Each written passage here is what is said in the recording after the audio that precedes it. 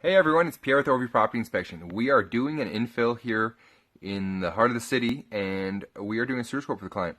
Now, we often get asked, should we be doing an sewer scope inspection? Let me show you why you should be. We do a lot, and from time to time, we will do new infills, and it doesn't seem to amaze me the stuff we're finding with new properties. Now, if you can see that, this particular line has tree root infiltration.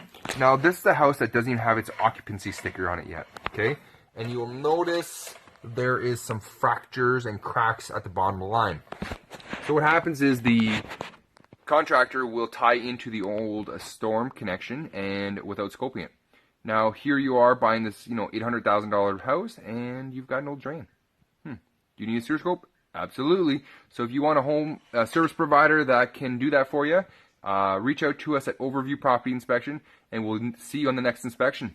Pierre with Overview Property Inspection.